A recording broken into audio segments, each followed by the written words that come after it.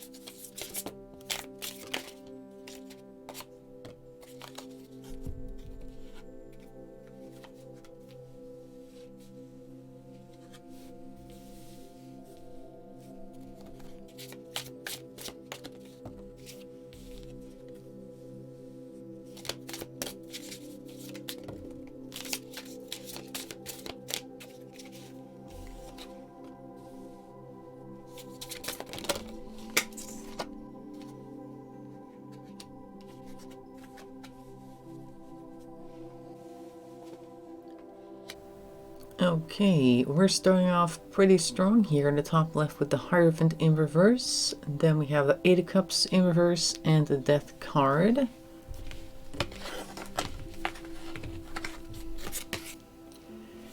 Now when I got these first 5 cards, I would say, including the Knight of Swords and the Hanged Man, or the Hanged One as it's called, I got a big impression of something happened very quickly, and up until, I guess, these first 3 cards, we still have Heather around, and then when the Death card shows up in this case, I think it was a literal sense that that occurs, and after that we basically see the panic and actions of the perpetrators. So I would say this Hierophant in reverse is somebody that Heather trusted, but they were up to no good, or at the very least they did something that wasn't right, may have acted carelessly, just didn't think things through, and then there was a moment of, oh, there's no coming back from this, because Eight of Cups in reverse shows that there's no walking away. Normally Eight of Cups upright, you're walking away from something, a situation, something that makes you feel bad or just isn't part of your experience anymore, but in this case we can't do that,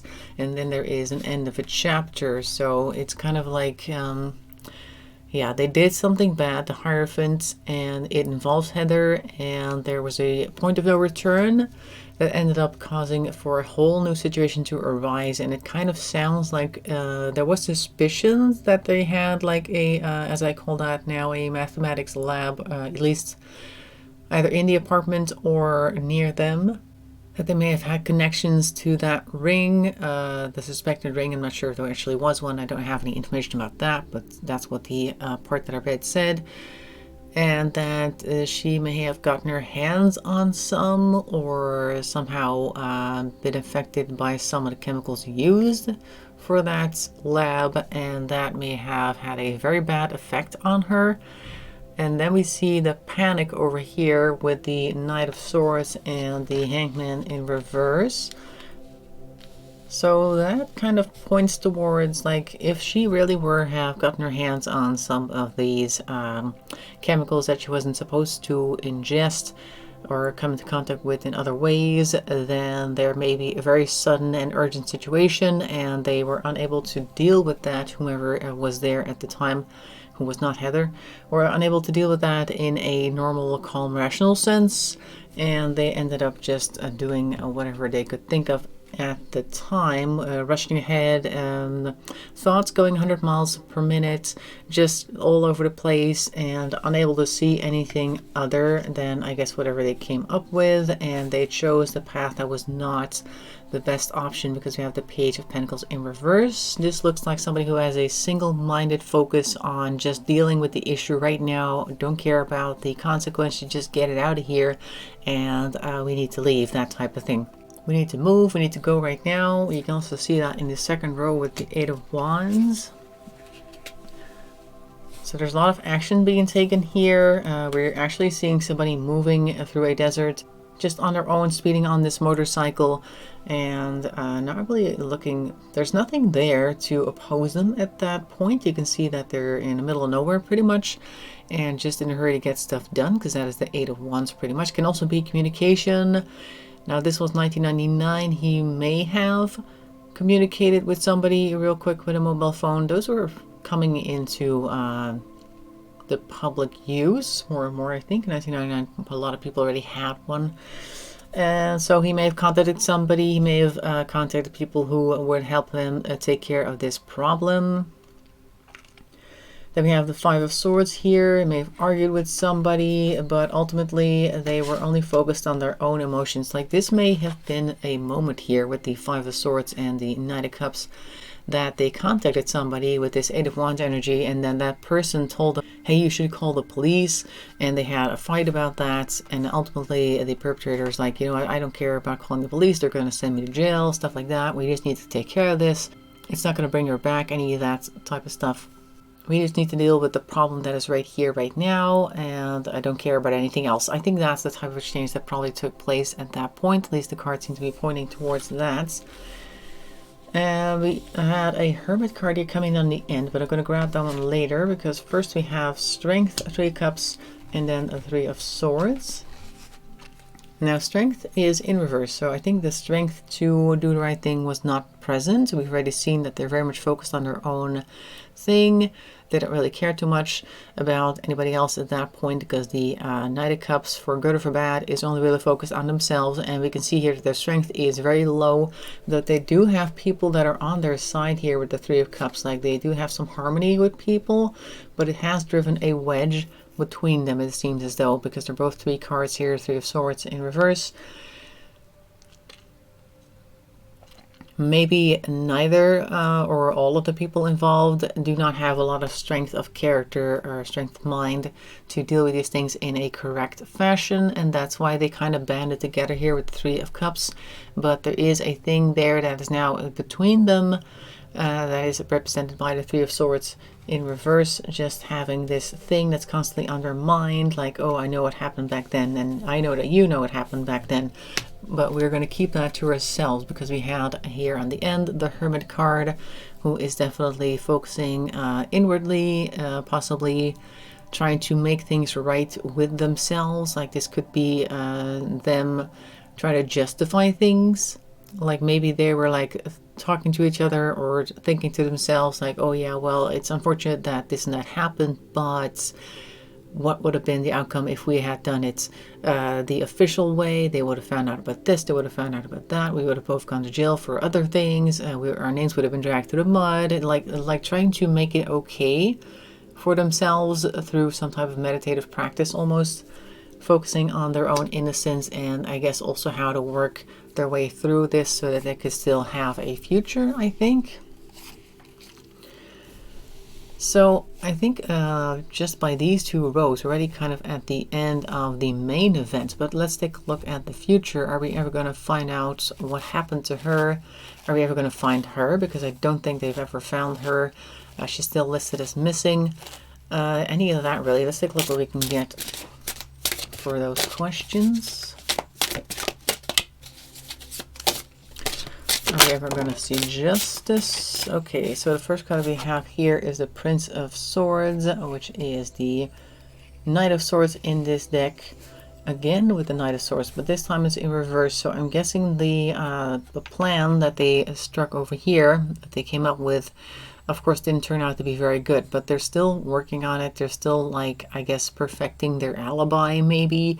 They're behind a computer, as you can see, so they may be somebody who is monitoring all of the information that is being put up about this case online, and they might be trying to relay some of the accusations, stuff like that. They're still trying to push for their innocence by saying, oh, actually my idea was good, and it didn't happen like that, it happened like this, and you guys don't know anything. Just kind of like trying to push little lies in there mixed with little bits of truth to clear their own name and keep people off their back, I feel.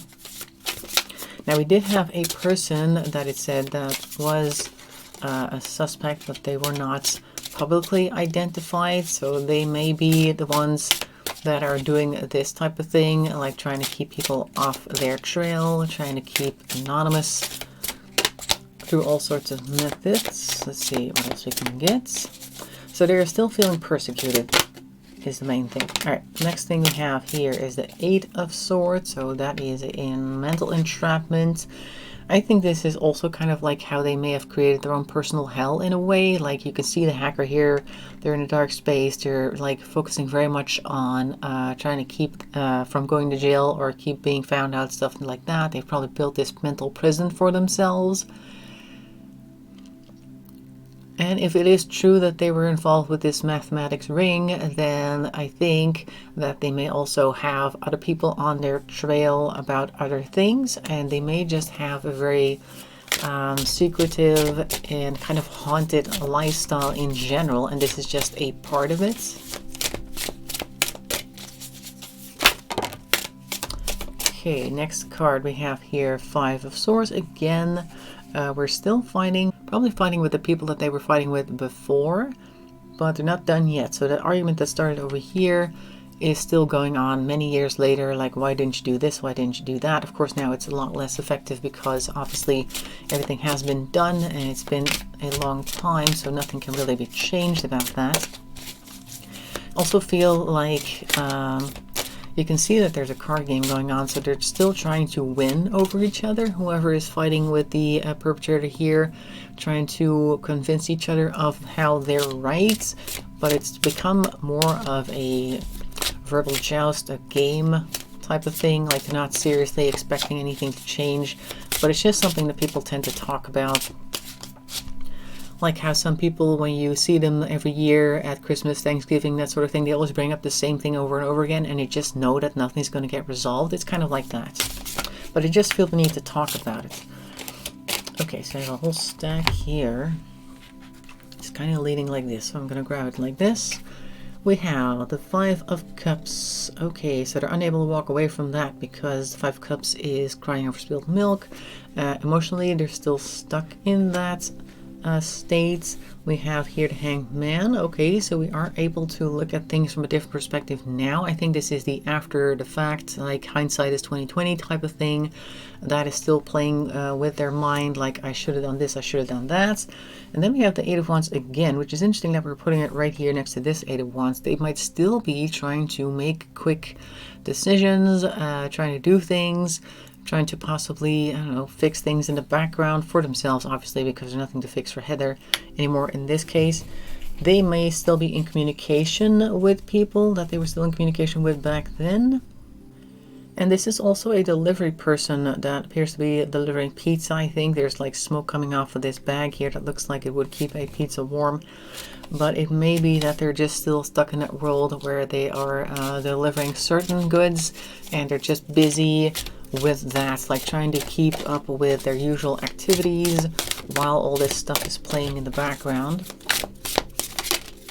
It's just one of the spokes in their wheel, this whole thing, I think. So I don't think they're too upset about it. Like, if the amount of stress that you had could be divided into, oh, this part of stress is for this thing and this part of stress is for that thing. I think it's just like, overall they have a lot of stress, and then one section of that is what happened with Heather, and the rest is just a whole bunch of other stuff that he's got going on in his life in general.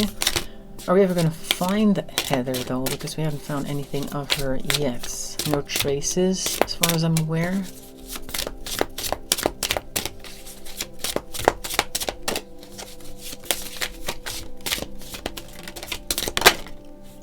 This one wanted to fall. Ace of Pentacles in reverse. So not very good. Resource investments. What does this thing say? Oh, it's just a year. Okay. So this is Atlas carrying the world. And the Ace of Pentacles is normally like a new initiative that should increase your resources and things like that. But it's possibly a new investigation that they've started, or we're planning to start, and it's not really going to come to fruition, or at the very least the auspices around which it started were not great. Like, they might be trying different ways of finding her, possibly trying different avenues that they hadn't done before. Doesn't look like they're going to be very successful, however. The Empress is here, so this is somebody who's fairly caring. You also see a baby over there. Kind of thinking about the mother of the child that Heather was babysitting. Like, they might somehow shine a light on the situation at some point. I'm thinking that this person has sat with this for a while, and they're, I guess, because they are a mother themselves, they may at some point crack. I feel like that I think her name was Madden, that she may be instrumental in solving this case. It could be that there is something going on with her that's making her less loyal to the perpetrator. What do we have here? And then we have the Four of Cups, which is called luxury. So maybe she doesn't have any reason to speak out right now because they're in a good place. But were that ever to change, or were she ever to become very dissatisfied, she may start talking, and then we might see some more. So far it's not really showing whether we're going to actually find anything of Heather. Can we get a couple of cards about that?